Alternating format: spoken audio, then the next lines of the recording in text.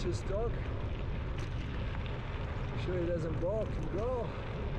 Yeah, that's good dog, good dog. Get ready with your foot, huh? Yeah, that's amazing. It's like, I'm always like, okay, do I take my pump out or I just ride? Yeah, exactly. What you need is one of those, whoa! Yeah, yeah. Give it a fright. Right, yeah. Hello and welcome to the Bikes for Death podcast. My name is Patrick and I am your host. And I'd like to start off today's episode by thanking our newest patrons. We've had a few sign up since last episode, so I'd like to give a shout out to Kevin B, Trent P, and Ryan L.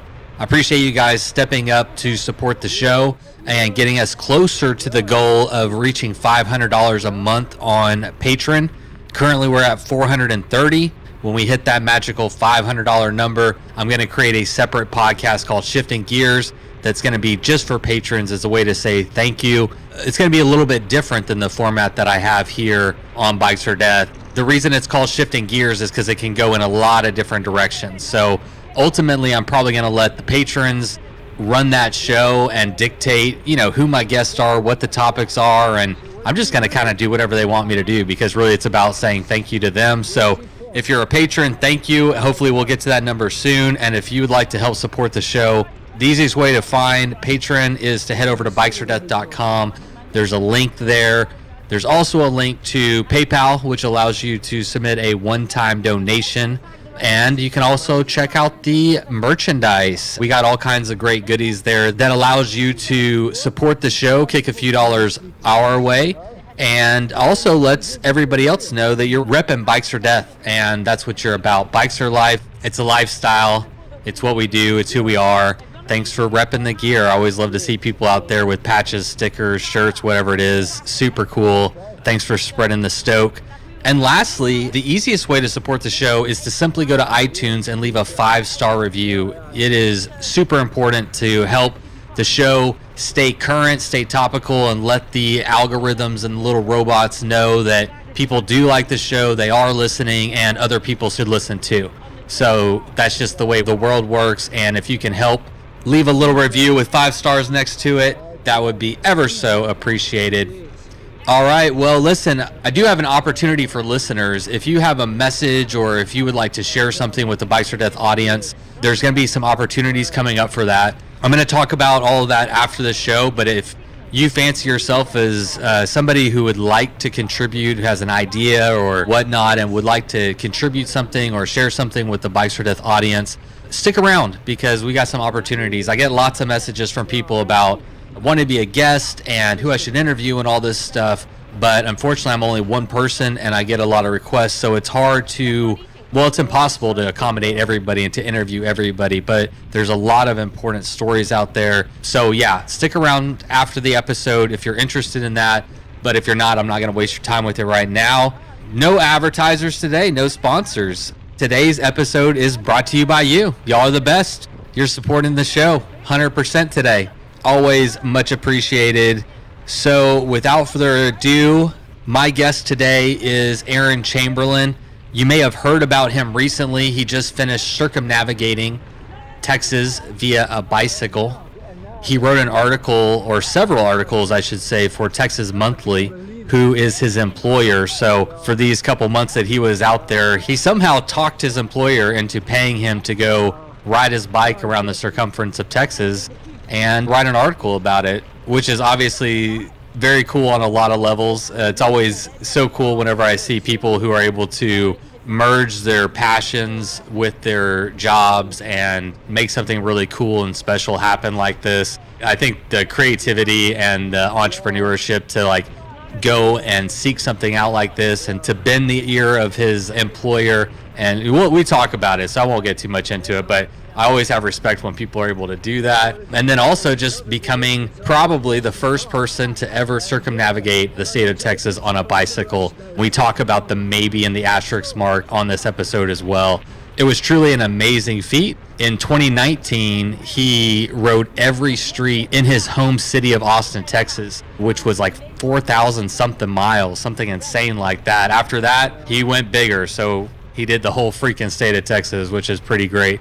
Anyway, I had a great chat with him. We found a quiet park in Austin. Beautiful weather, and we had a great conversation. So, without further ado, let's have Miles Arbor take it away with the Bikes or Death theme song.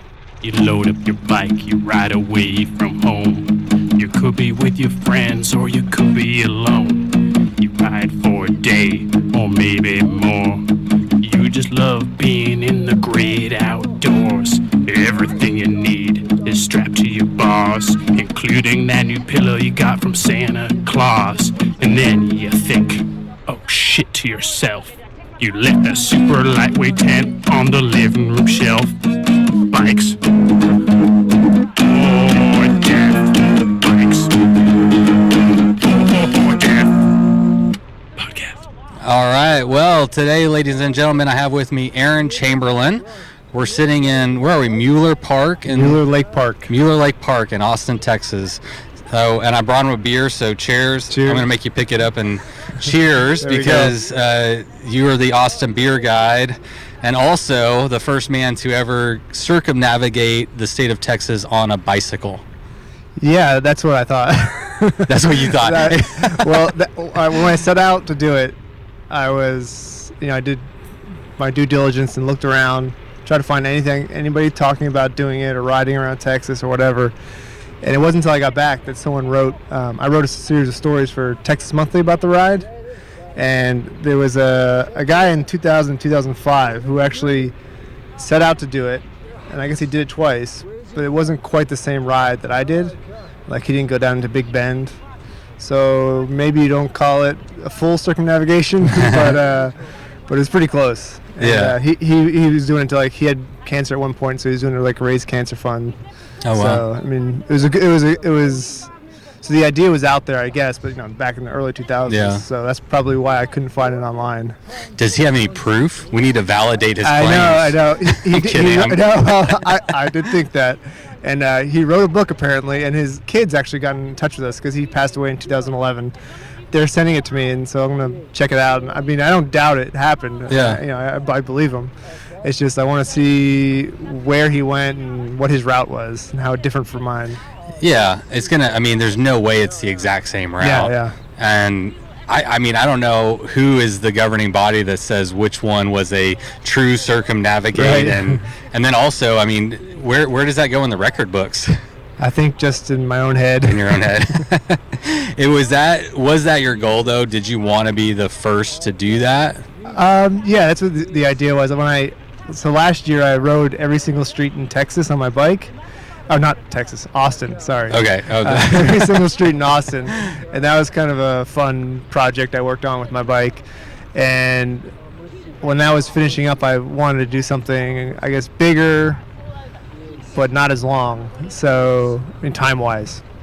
So that's when I thought of doing, riding around the entire perimeter of Texas. And from what I found, nobody had done it, so I was like, whatever I do, as slow as I go, it'll be the fastest known time. So, when did you come up with the idea to do the Austin, ride every street in Austin? You did that last year, right? That was last year, and that came from Ricky Gates, a runner he was in San Francisco at the time. He rode, he ran every single street in San Francisco, and then when he was done, he did like, I don't remember what it was, 70 days or something, or 40 days. He kind of challenged all his Instagram followers and things like that to go and do it in their town or their zip code or whatever their neighborhood. And so that's when I thought I can do this in Austin, but on my bike. Yeah. I was thinking, I've done quite a few podcast episodes at parks in Austin, so now I'm wondering if I should go for the first person to ever do an interview in every Austin park. Yeah, that's my goal. I don't know how many parks there are. There's a lot though. There's like 5 in Mueller, so we could go do them all today. All 5 in Mueller. There's 5 parks just here. I'm gonna count Mueller as one park. There's some micro little parks. I'm gonna count it as one park. Did you, whenever you did the one in Austin, was it for any other reason than just to have fun? Like, did you write an article about it or anything like that? No, I didn't write an article. I just kind of kept up with it on my Instagram, Strava, and stuff like that. It was just for fun. So how many total miles is that? I think that ended up being like just under 4,500 miles. Oh, damn. But I mean, it was over 11 months, I think. Okay. So it was not quite as intense. It was a lot of it ended up being I'd get up at 4 a.m., drive out to some far distant spot of Austin, ride a neighborhood, and then come back and make the kids lunch, and then get them off to school. So it was not, it wasn't exactly a super fun project all the times, but it was more about just ticking off streets and getting it done. So did you like map it out and have a plan of attack, or how'd you like actually go about doing it? I started with I got a whole map of Austin, put up in my garage, and I started by drawing off the streets I had done, marking off the streets, but then that just got too tedious, so I found a web app from some guy who you could upload all your Strava rides onto one giant map. So then from that map, I would zoom in on a neighborhood or an area, and I would print, take a screenshot, print it out, and just ride that area until I was done. Yeah. Yeah. How long? Oh, you said it took you 11 months to do that. Yeah. Man, that's crazy. Are you the first person to do that? I think so. I'm all about firsts. You just find like random obscure things that no one's ever done before. Yeah, I don't do races, but I'll do these things that nobody else would want to do but be the first person. I never had the idea to like ride around the state of Texas or even like ride every street in my town, but I didn't realize, I guess you were the inspiration for it, but I just recently moved back to like my old neighborhood that I grew up when I was like a kid and learned to ride bikes and stuff. And so like I was like, I'm going to ride every road in this old neighborhood, and and like it was fun, like a fun trip down memory lane. But it's also like what Eric and I were talking about last night is how well you like learn the city, and like where you live when you just like get on a bike and like go see what's out there. So what did you learn about Austin that you didn't know from doing that, or what was your takeaway from that if you had one? I learned I couldn't climb hills very well. It was all on my fixed gear. Oh shit. So there's a lot of hills in Austin, and I learned I was a bad climber. But no, I mean, you just get to know the city better. I mean, you see everything. Yeah. Like, I'm also, I've done every single street, and I've seen every address in the city, basically. Yeah. So it's just kind of interesting. Well, it's interesting when you like go through a city and you like, I went on a 30-mile ride the other day in town, and like you see everything from the nice neighborhoods to the bad neighborhoods to the, to the trails to the, like you see like so much of the city whenever you like, and you like get a much better feel for how it's all put together. Yeah. I also had the thought in my head, like, I used to skateboard. Well, I still skateboard, and it was kind of like spot hunting. You're just looking around for spots in neighborhoods and parts of town that you don't usually go into. Yeah. So the whole time I was spot hunting throughout the city.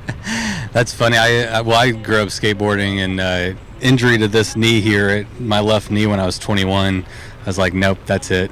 I didn't skate for like 6 months, and it still hurt. So I don't know. I decided I was too old, but I know what that's like to like, you're always like looking for that spot, you're always like, and for a spot you can like go and they haven't like, fucked up the curb where you can't get on it, or like, it's hard to find places. An open spot. Well, like, I don't know. I mean, where I live now, man, there's skate parks. Like, we didn't have a skate park when I was growing up. Now there's like an actual skate park. So yeah, we had one in like 20 minutes from my house, and you had to pay like $15 to get into it. So did you find some sweet skate spots? I did. I haven't gone back to any. I just been riding my bike so much in the last year and a half. I just haven't really skated that much except for in my alley. I gotcha.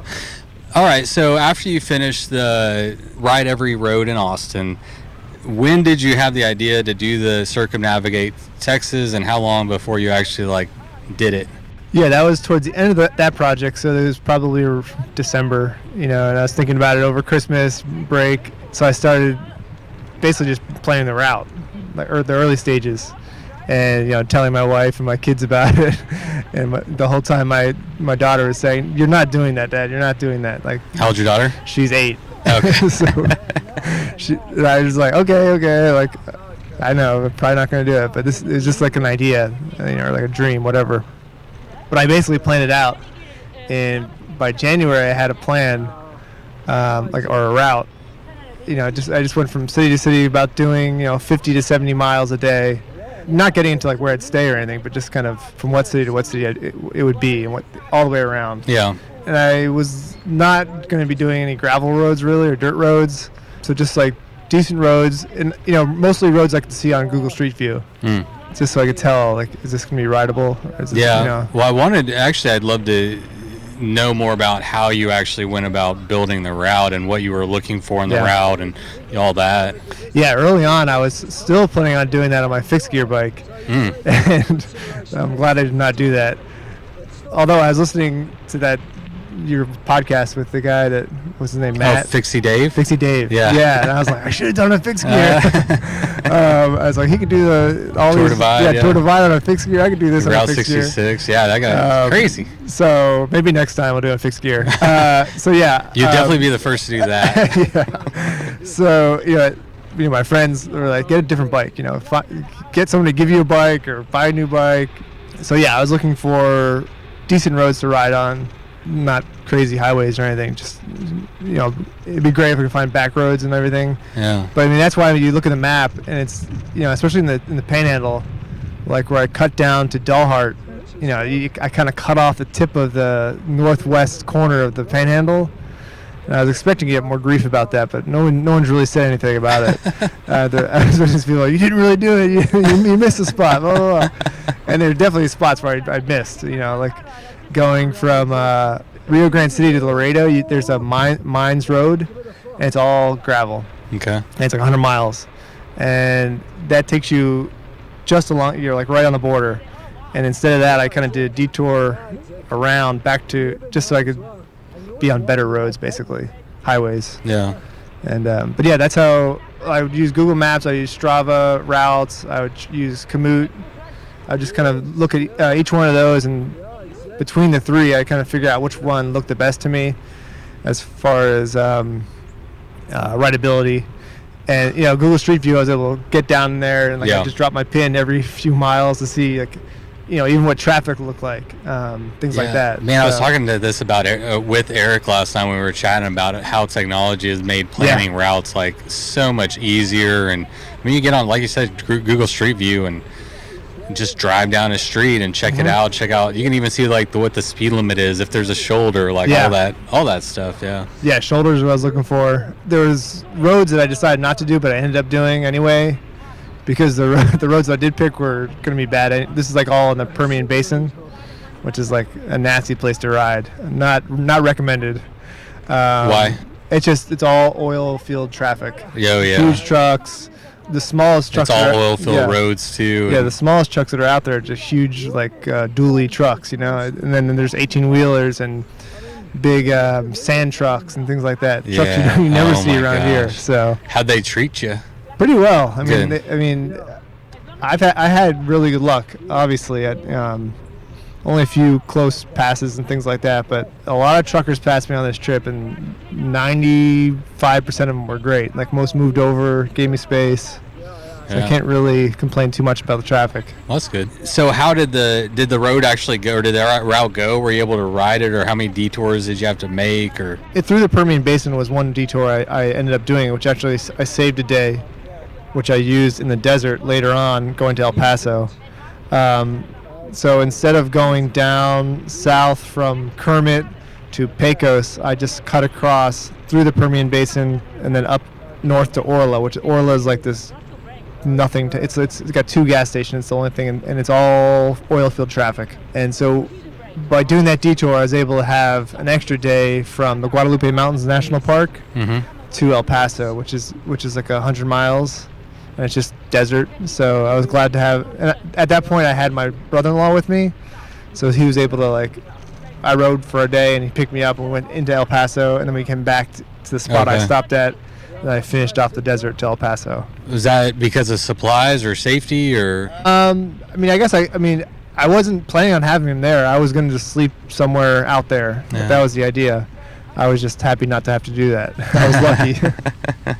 So what do you do I'm curious how this worked out. So you work for Texas Monthly. Correct. Did an article for them. So, was this part of your job? Did you pitch this to them? Yeah. I'm kind of curious how that goes. Yeah, so it took 2 months. So I was off. Well, I wasn't off. I was out of town for 2 months. So my job is, I'm not a writer for them. I'm in production. So I first pitched it to the edit department. I said, I already do some beer writing for Texas Monthly once in a while. So I approached my editor, who I usually write beer stuff for, and I asked them. I said they knew about my project last year, and I had kind of been teasing this idea about going around Texas. And we cover everything Texas, so it seemed like a perfect idea for Texas Monthly. And so I told them, I kind of pitched the idea of riding around Texas and then just kind of doing a diary or dispatch. I originally said every other day I'll turn something in. And they're like, no, just do it weekly. That's fine. So once they were okay with it, I had to go to my boss basically in production and make sure they were cool, like me taking off for 2 months. Yeah. And, obviously we're in a weird time right now. We're COVID. So we're all working from home anyway. Right. Like nobody was really in the office. So I kind of used that to my advantage. I said, I can still be available in the afternoons if you need help with, production work or things like that. As far as we approve every page for Texas Monthly before it goes to the printer. So, I'll be available on deadline weeks. So anytime you need me, I'm pretty much available. I'm just going to be writing in the mornings. Afternoons, I'm yours. That's ambitious. Yeah, it was. That sounds like a lot of work. Did they hold you to that? Like, were you literally having to work? No, they were pretty kind about it. They knew they could contact me, but I feel like they didn't lean on me as much as they might have if I was in town. Yeah. So that helped out. Was writing the article part of your job then? Like, did you Technically, for those 2 months, it was, yeah. So you were a professional cyclist for 2 months of your life. Yeah, that's what I was telling some people. That's what my wife. That's what I look at. I'm pro. Well, I'm pro now. Yeah. Yeah, dude, it's so interesting how people are able to go on these trips, because you're like, dude, how do people do this? And that's one thing. Whenever I started a podcast, I always want to ask people that question, how do you do this? Because most people have a job, and oftentimes I find that they just figured out a creative way to make it work. Was there any concern from your work of you getting injured? Yeah, I kind of told a little white lie. I said, I'm already riding every single day. I'm riding every 60 miles every day anyway around town, which I wasn't. I was I was doing maybe 20, 30 miles a day. But I told them I was already out there on a bike, so I might as well be riding around somewhere else and giving content for the website. Yeah. And so they're like, oh, okay, sounds good. That seemed to... That's a good point. I mean, if you're riding your bike every day, it's well, I can ride my bike every day here. Yeah, you're already putting yourself in danger, so anywhere you are, I think. Yeah. I've had more close encounters just downtown Austin. Oh, geez, yeah. I was hit by a car, not hard, just, from behind. Just bumped you a little, Yeah, just bumped me a little bit. So, I mean, that was worse than anything I had on the trip. So, I feel like, obviously you're out there every day, so there is a danger, obviously. But well, I'm glad it's either out there or in town. So yeah. I mean, dude, it's always a risk. We all know that. So, yeah. But I'm glad. I was just wondering from a business, if they were your boss, I don't know if we it's one thing for you to ride your bike around, right? Austin, not affiliated with Texas Monthly, but then to be writing an article for Texas them, Monthly, yeah, I don't know. I know that when I told them that they seemed okay with that. I don't know. I thought I got more questions. Then there's COVID going on, so that's a consideration, and then safety, being not getting hit, but the safety border, going on across along the border of Texas and Mexico. So I guess I actually kind of want to ask two questions there. I was curious what your employers and what kind of conversations y'all had about that going into it, or your own personal thoughts, and then how did it go? There were conversations about COVID risks, and I kind of had to reassure one of the editors, where would I be staying? And I told them, I'll be camping. Don't worry. I'm not going to spend a lot of money. And they're like, we're not worried about money, really. We're worried about you being safe with the coronavirus. And I said, oh yeah. I'm going to be, I'm not going to be around a lot of people most of the time. But, I will be staying in some hotels. And they were worried about central AC. And I said, well, I'm not going to be staying in hotels with central AC, that's for sure. And there were none. It was all just in the wall. Then, safety as far as, sleeping outdoors or being near the border or any other, risky towns, I guess. I don't know. I didn't really think about it too much. A few people ask me, "Are you packing? What are you bringing?" It's like, I was like, "Oh yeah, I got a machine gun strapped to the front of the bike. Don't worry." You got a frying pan, you'll whop them on the head. Yeah, I mean, I just, it's one of those things that you know about, but you try not to think about too much. What about like a spot tracker or one of the, get out of jail where you push the SOS buttons? Yeah, I didn't have one of those either. And like the time that would have been probably more helpful was, when you're in more areas like, out west, pretty much. Right. And but all the other times I was, pretty near civilization, things like that. Well, I mean, yeah, it could be a number of things that could go wrong, and you need. Yeah. I mean, you don't have cell phone service out in West Texas a lot of the time, obviously, so. But yeah, I mean, I that's got to be a consideration though if you're like going to do this. I mean, you're going through. I mean, the other thing I was thinking about is just like the social and political climate going on. I mean, you got like so much stuff going on, and you're traversing, in the entire state. One of the questions that we got from Instagram, it was Monumental Loop. I think his name is Matt. He said, "So do you like Texas more or less, having ridden the entire perimeter?" and maybe you could just say like, what did you take away from it after seeing so much and seeing so much of Texas, meeting so many of the different people, and like there's so much going on right now. It was weird being in some towns, obviously they're so different from Austin or even Brownsville, where I spent a lot of time because my wife's family's from down there. So like, on the border, a lot of it felt like Brownsville. Like I was, I'm pretty comfortable in that type of city.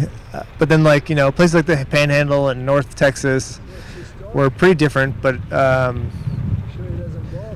like you'd go into places and like they'd have signs like no mask free zone, and I was like, oh really? I was like, yeah, like wait, you were not allowed to wear a mask? That's what they said, but I had my mask on and I was like, just give me my coffee, and they didn't say anything. Okay. And I didn't see it until like after I got my coffee. I was like walking out my coffee and I see this sign that says mask free zone. I'm like, all right. so there's obviously that attitude out there, and the whole election going on, and everyone's got their sides. But I mean, I grew up in Florida, so it's kind of a similar situation. Like I grew up in Orlando, but once you get outside Orlando, it's a lot different. It's rural. Right. And same in Texas, like. Yeah, I mean, like East Texas felt like, and I went to school in Mississippi, so it felt pretty comfortable for me in East Texas, or not comfortable, just familiar. And but also, I said this in my last article, like it's also comfortable for me because I am, I'm white male, heterosexual, cis guy. So it's not that it's easy, but it's a lot easier for me than a lot of other people. It would be for a lot of other people. Yeah. So even, especially during times like these, possibly. That was always kind of in my head as I was riding around Panhandle and places like that. Yeah. So did you come away with like a better feeling about? I mean, yeah, I enjoyed parts of every place I went through. Yeah. And then like people I met were, nice, kind, people offered me places to stay, or, gave me places to stay in, East Texas and the Panhandle, El Paso. And anybody that ever asks, a lot of people ask you what you're doing, because you don't see a lot of people coming through with a bike loaded down, and they usually offer you water and things like that. So it's most people are pretty friendly and nice, kind. A couple people just kind of shake their heads like you're crazy, but I mean that's as far as it went. Well, it's interesting, like the way. I mean, I'm asking the question purely out of curiosity, because like I'm of the opinion that a lot of times like situations are inflamed to get a reaction, and we're like just in this toxic media environment. I'm sorry, I know you're in the media, so I don't want to not all, but you know what I'm saying. Yeah. Like we're all like ramped up to 1,000, and sometimes I wonder like how much of it is just like stuff we're seeing, and it's on the internet, and then you go out in the world and you go to the grocery store and everybody seems fine, and yeah. I mean, I know it's not fine everywhere, but you know what I'm saying, like right, yeah. It's one thing to like listen to, all these, it's a hot political and a social climate. And okay, but what is it like really like to go out and ride your bike and interact with like tons of different people and stuff. So yeah, it's interesting. Like when you break it down, like people are generally, at least I grew up in Texas, so I actually don't, haven't lived anywhere else to have any perspective. But again, being a white dude in Texas, like I haven't, run into too many problems either. Yeah, I mean, and like politically, socially, it's like the majority of the places I was in, are it's like a red state zone, except for like once you get to El Paso and then along the valley, or along the river. I mean, that's when it kind of turns. Although it's the day after election, it kind of changed a little bit, but I mean, other than that, you're basically in just a red state. And, I grew up in red state. I went to school in red state. I'm pretty comfortable around red staters. My whole family are Republicans, so. Yeah, me too. Yeah, my whole family is Republican. Yeah. So I guess, I mean, you're not a native Texan, you're a Floridan, but a similar demographic, let's say, and political climate. I mean, I'm not an expert, but you hear things and you're telling me, so I believe you. It's true. I'm in the media. But I've thought about, like I'm working on a route in East Texas right now, doing a race in East Texas, and I wonder like what outsiders' perspectives is going to be, and if they're going to have the same comfortability with. I don't know. Like to me, it's like I don't ever feel like if I see a big dually with the Trump sticker and stuff, like you sometimes you wave, sometimes you don't. You just mind your own business. You just keep on going. Like daily occurrence. It's just what it is, right? Yeah. But I wonder. I don't know. I'm curious to see how. I think for us, it's just like But I mean, you saw like a lot of Texas. I mean, it's one thing to like grow up, but like, I mean, you were like all over. So yeah, I was all over, but I didn't see much. What was your favorite place or part of Texas? I've been telling people, like, I mean, it's city-wise, I'd say El Paso, just because it's just a really big city that feels a lot different than the other big cities. I've been to Dallas, San Antonio, Houston. It just feels a lot different. And one, it's in the mountains. You have it's like set in the mountains, kind of like a Denver or something. So it just seemed really cool, and I would like to go back, even though a lot of people have bad things to say about El Paso. I don't really know. Really? I've only heard good things. I was there for 2 days, so it seemed cool to me. So I want to go back there. It's funny. I've never. Well, it's not funny. I would really like to go, but I've never been. And usually when I say that, people are like, "Oh my gosh, you got to go." I've never heard any bad things. Yeah, Guadalupe Mountains National Park. It's right there. Really pretty. Yeah. So I mean, just one trip right there. Okay. All right. So that's your favorite city. Yeah. I've heard nothing but good things. Yeah, I liked it. I'd go back. The national park up there is great. We just camped one night there. I mean, I'd like to spend more time there, obviously. And you can't ride your bike there. No, it's not like Big Bend. How there's like. It felt different. Like, Big Bend is like expansive. There's a lot of roads going through it. Yeah. Guadalupe just kind of like this piece tucked up in the top of next to the panhandle, and it felt a lot smaller, but it was really pretty. Have you been there before? I hadn't been there before. Yeah. Did you camp there? We camped there one night. Yeah. Oh, nice. It was pretty awesome. It's on my bucket list too. I know Edward Abbey wrote a lot about it, and. Yeah, it's just on the bucket list. Yeah, there's too many places. Yeah, I mean, then obviously, like, and then there's also like how Big Bend has all those satellite towns around it, or not around it, but north of it. Yeah. So it kind of has like it's got a whole destination thing where the Guadalupe Mountains National Park doesn't have much around it. Okay. So I think it gets forgotten a lot, but the actual park is really nice. All right. So your favorite town? What did you have a favorite like territory or area? Probably West Texas, just because. It was the best weather overall. It's cool at night. You camp at night, and it was nice, and it was dry. And then the terrain was varied. The roads weren't that great, but it was like challenging, but it was also the most rewarding riding of the trip. I love that region. What was the Panhandle the worst, or the? Panhandle was the worst. Yeah. I hate to. I mean, it's like everybody like kind of knows that or would guess that, but I mean, yeah, it's just. From what I saw, I wasn't in the center, so I don't really know. I was just on the edges. Right. You only saw what you saw. It's a lot of farms. I went through a lot of farms, and the wind just was like horrible. That's what I was seeing, the wind, man. Yeah, I had one day on the way to Booker, Texas. Like Booker, I guess, is the northernmost city or town in Texas. And the day I got in there, I was like in a rough shape. I wanted to quit. And I was about halfway through. I think mostly I was dehydrated at the end of the day, but I was just like this insane crosswind all the last 2 hours of the day. And it was like I felt like I was at a 45-degree angle the whole time, but I'm sure it wasn't that bad. Oh, it was miserable. But it was bad, and it was just gusting. And so when I got done with that ride, I just felt like shit.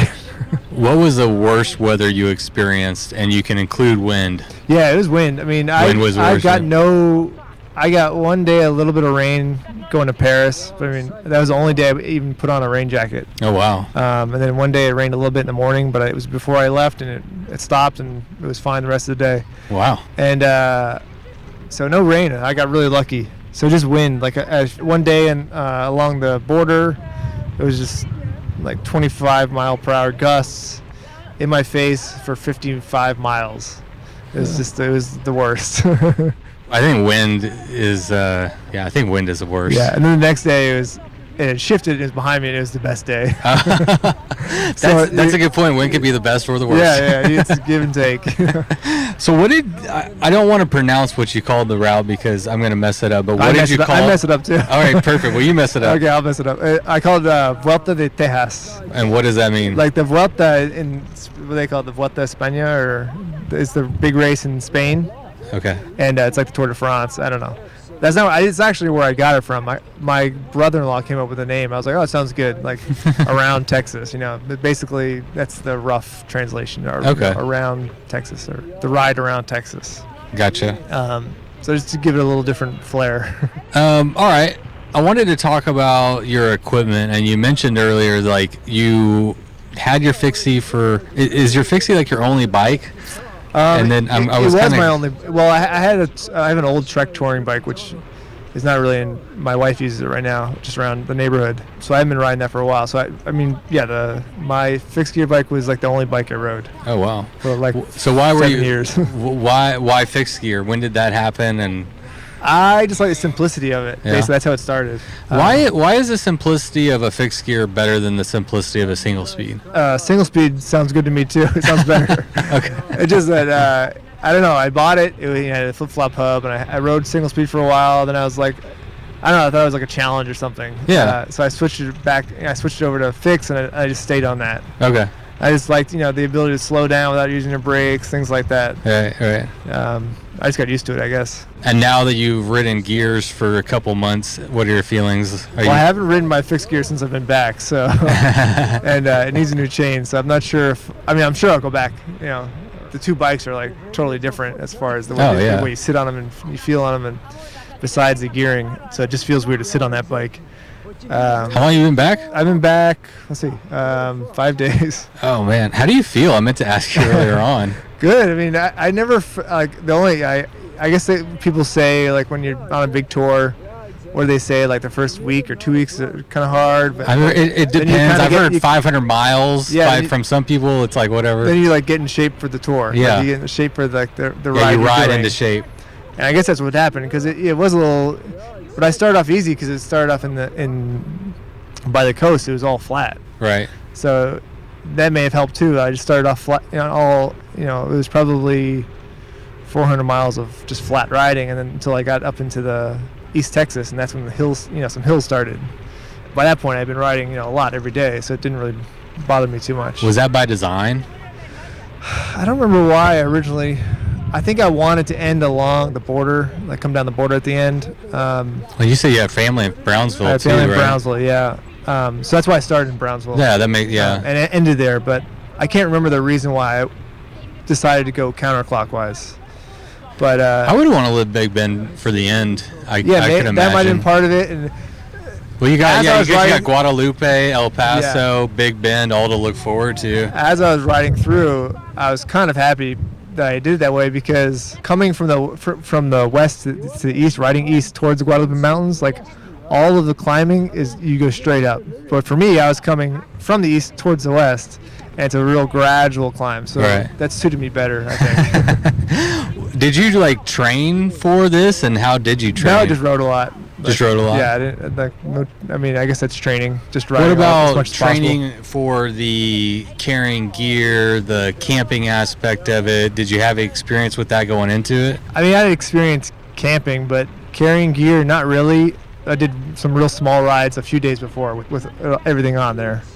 Like few days before. I mean, real small rides. Like I was in Brownsville. I would ride from my in-laws' house to this little place that had beer at the front of the neighborhood and back, and that was the whole ride. And you felt good. You're like, yeah, I got this. I got Texas. Well, I did figure it was flat for a long time, so I'd probably be okay. It just gradually builds up. So. Well, how much do you ride before going into this? I mean, were you trying to do like 100-mile weeks or 500-mile weeks? I was trying to get like 200-mile weeks. 200. Okay. Yeah. So, I did increase all my on your mileage. fixie, or did you transfer over to your geared bike? I got my bike, the Salsa that I'm riding now. I got that in June. So that was. What was that? That's like a few months. 3 months. Yeah, like about 2.5 months before like I took off. So then from then on, I was riding that bike the whole time. I gotcha. All right. So what bike was it? And what bike was it? I got a Salsa Journeyman, like the Apex 1. Oh yeah, Sarah had that bike. That was the first bike she got. Yeah. How'd it do? It did well for me. Like I'm not real smart as far as bikes go. I'm good at beer. As far as bikes go, like my thought was, I'm gonna get a 1-by. Because that's closer to a fixed gear bike. Yeah. And it's just less things to go wrong. Right. That was my thinking behind it. And then I only have one derailer to worry about. That's why I ended up with this particular bike. And everything on it is pretty much how it came stock. Right. I put a Surly rack on the front so I could carry some bags that I got from Drew. Shout out to Drew. Yeah, there you go, Drew. So he gave me some panniers to carry in the front. So I was originally going to do it on my fixed gear bike. So I'd already started buying like bike packing bags. Okay. So I had a saddle bag already. I had a frame bag. So I used all those on this bike when it came to it. Oh, it all converted over pretty easy. Yeah. It worked. I mean, the frame bag wasn't great, but it's fine. Yeah. What was your plan for sleeping? Like, did you have a plan, or was it just my original plan was I was going to do a lot of camping. Like I'm going to camp all the time. All right. Like wild camp, whatever, any place I could find. That kind of changed a little bit. I didn't do any wild camping, but that was kind of, my wife didn't really want me to do it. No wild camping. No wild camping. Is that so? Are you just saying that because you're being recorded? No. Then I was also like, now that I'm writing about this for Texas Monthly, like I felt like it'd be kind of irresponsible to talk about wild camp. Like maybe they wouldn't care. I don't know. Well, I was just curious if it could be done without wild camping with the amount of private land. That's the other thing I was worried about. I mean, where do you wild camp? I mean, maybe you'd be okay. I don't know if you try to sleep somewhere and you get rustled in the middle of the night with a guy in your shotgun in your face. Yeah. You never know. No, you don't. So since I was able to do this for Texas Monthly, I slowly got out of the habit of thinking I was going to camp the whole time. Although I camped about a quarter of the time where I could find, like RV parks that let me camp. Some places along the way had like little parks in the middle of town where you could camp. And those were cool, like Canadian Texas. But then a lot of times I would end up staying in hotels. So I carried my camping stuff a lot for not many uses. That's what I was just thinking. Do you know how much your whole kit weighed? It weighed a lot. Nobody knows the answer to that question. I think nobody wants to know. Yeah, so Sophia was like, "You should weigh the bike." I'm like, "I don't want to weigh it. I have to carry it no matter what. Like I'm not going to weigh it. Like I'm not carrying. I had to carry a laptop to work. Yeah. So that's why I had the panniers. Like, so I had to figure out a way to carry the laptop. So it was either that or could you do it without camping though? Like, could you do it and take a lot less gear, or do you just need the gear for what ifs and maybes and all that kind of stuff? Yeah, if you plan on not camping the whole time, I guess you wouldn't need that. But you think it'd be done though? Like, would stay in hotels the whole time? Yeah. Yeah, sure. Yeah. Okay. Yeah, I didn't know how much resources there were along the way. I mean, most of the places, 90% of the trip, there's places to camp, and that was one of the. When I say I kind of like a mental breakdown in Booker, because part of that was I was dehydrated, and also I was like really worried about where I was going to stay the next night, because there was no RV parks, there was no camping. I mean, there's no campsites, there was no motels in the town, and I was kind of freaking out a little bit. And then I was following this one kid that was going from, I kind of met online during this trip, and he was riding from Michigan he was doing the Route 66 route. Mm-hmm. And he sent me a message where he was like sleeping in a playground. And I was like, oh, I guess if all else fails, I'll sleep in a playground tomorrow. And but then someone ended up emailing me like, there is a motel in town, and I own it, and you can stay there. Oh wow! But it's not on Google, and you can only see it on Street View, but there's no sign for it. And then like one of my friends is like, dude, you're being catfished. Be careful. I was like, no, I believe him. Like, he sounds trustworthy. And he was just like following your story, and I think I put it out there. I said, look, I'm looking for a place in Groover if anybody knows anything. I think I remember that. Yeah. So someone that was following me, I think, used to live there and contacted them. Oh man. Yeah, so it helped out. So cool. And it ended up being a really nice motel. Yeah. He just doesn't want anybody to stay there. Yeah, just not on Google for some reason. I don't know. I'm like, I should help you out with your SEO.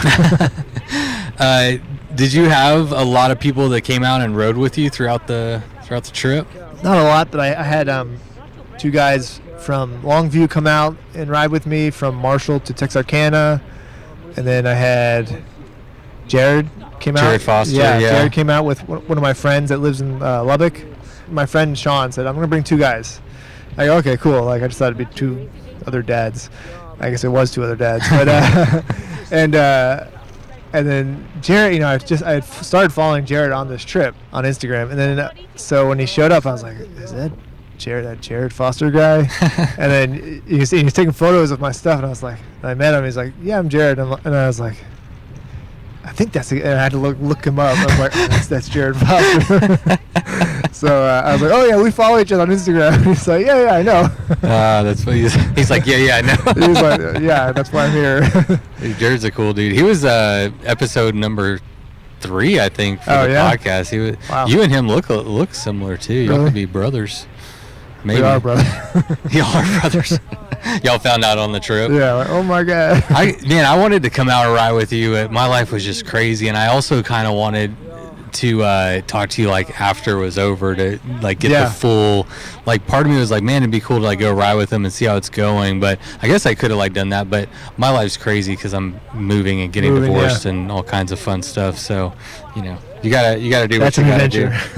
Oh yeah, 2020 has been fun. How did you hold up mentally? So like, it sounds like physically you did pretty well. Were you ever like, fuck, what am I doing? I don't want to be here, or just get bored or any of that? Any days that were wind, I was thinking that the whole time. But I mean, the only real problem day was that day in Booker, when I finished in Booker.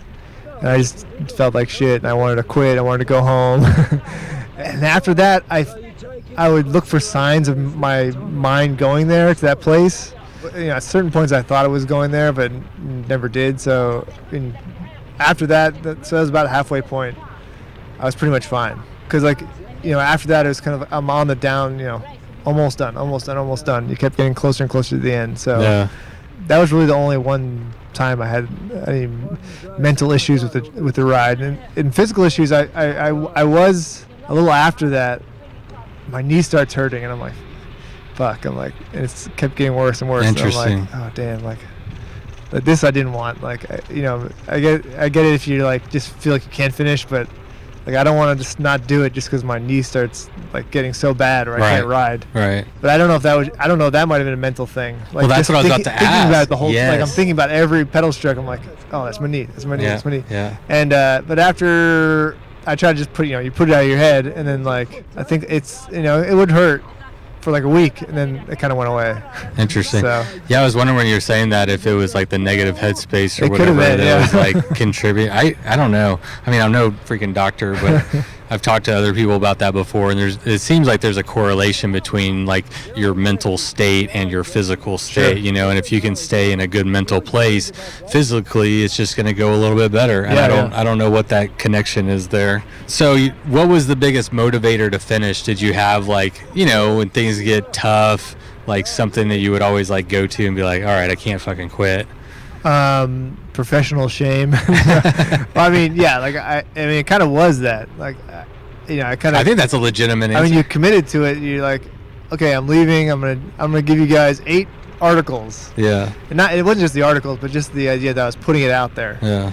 And even on Instagram, on Facebook, on whatever, everyone that I knew I was doing this. Right. So I didn't want to not finish. I think that's a big motivator. I've only done one like big event. It was a 500-mile race, and all the messages that you get, and people are watching your dot, and you're just like okay, I really, it does like lift you up and make you like want to push a little bit harder, because if you're just like, maybe I'm weak I'm thinking about myself, and I'm like, if it was just me, I might quit, but if I know that there's people watching and following and encouraging me and kind of like you said, I'm going to do it. So it's kind of like what you said you were going to do. Yeah, I mean, and it's also like you just personally, you set that goal.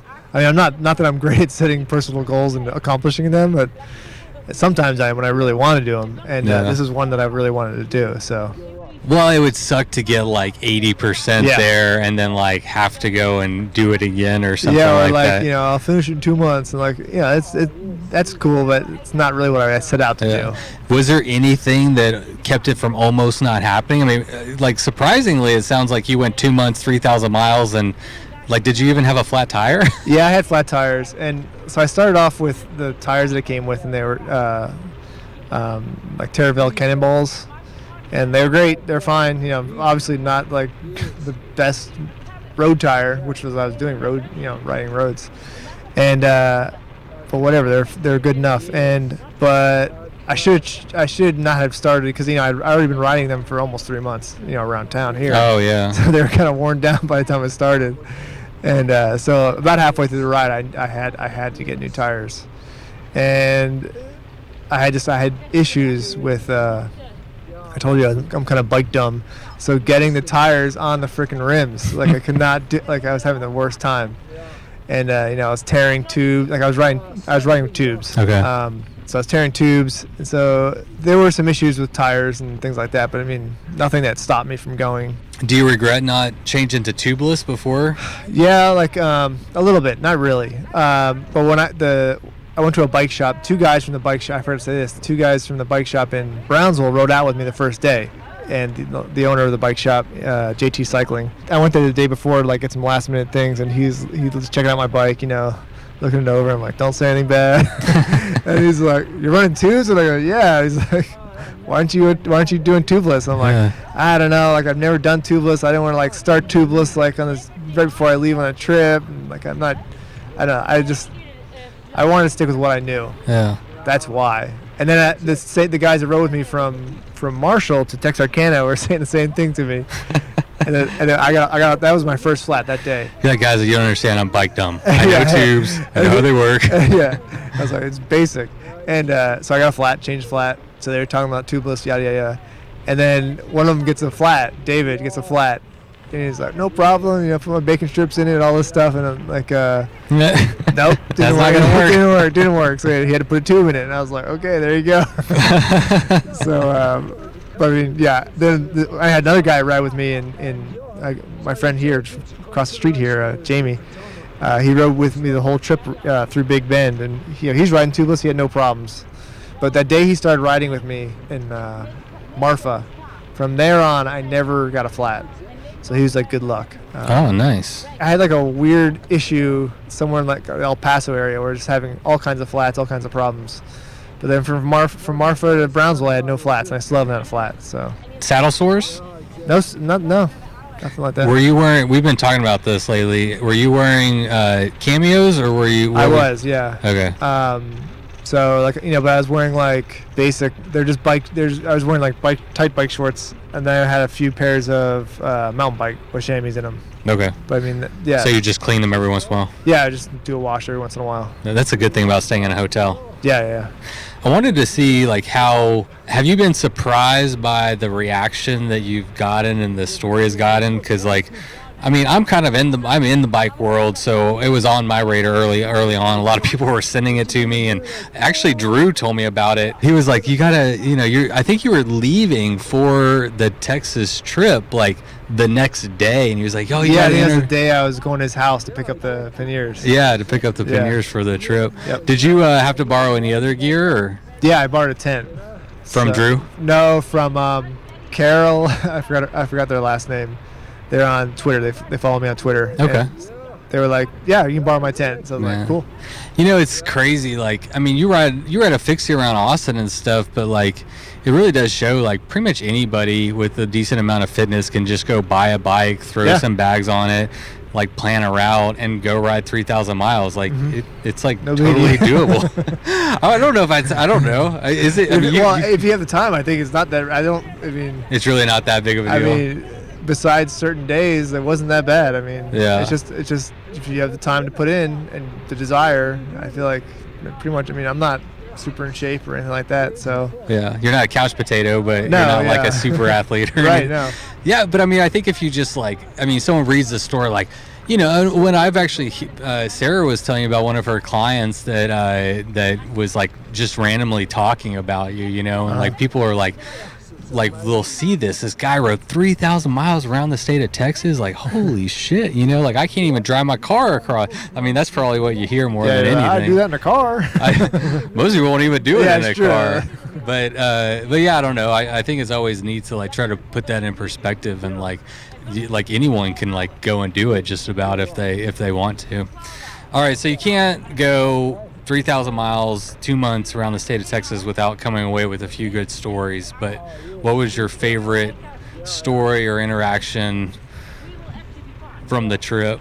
It was kind of a boring trip, I'll tell you. Was it really? Like no craziness? Everyone's like, I was on a podcast 2 days ago, and they're like, you probably have some crazy stories. I'm like, not really. Everyone was nice. I mean, the craziest, not crazy, but just meeting some, like I met someone, ran into somebody from work,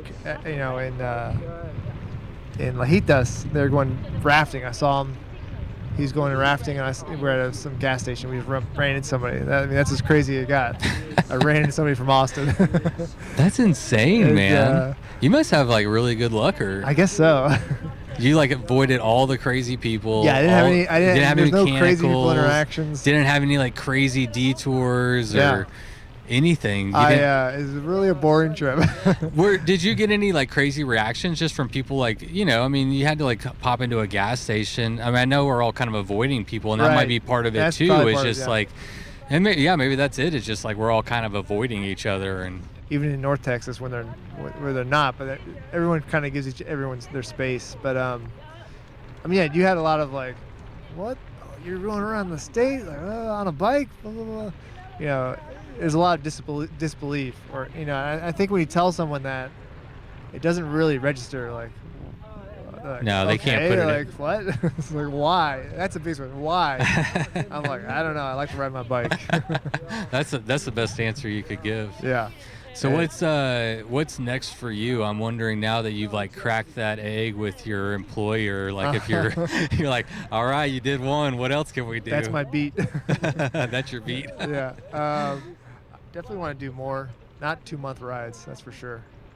I don't have that much freedom anymore. Not for a while anyway. Any other states?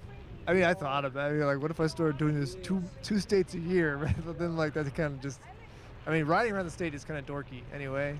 You're just doing it to end up with a drawing at the end. Yeah. It's like, oh, check this out. I got that. It's not like you're going to a destination or looking at something pretty. It's just like a challenge, I guess. And challenges are kind of funny sometimes. It's not a race. There's no like prize money or anything like that at the end. I don't know. Like, I thought about doing states, or just doing states that mean something to me, like Florida. If I were going to do a state next, I'd do Florida. Yeah. And that'd be a lot easier than Texas. Yeah. A lot of beach time. Yeah, you just camp on the beach every night. It'd be nice and easy. flat. Depends on which way you're going. I guess you'll have a wind.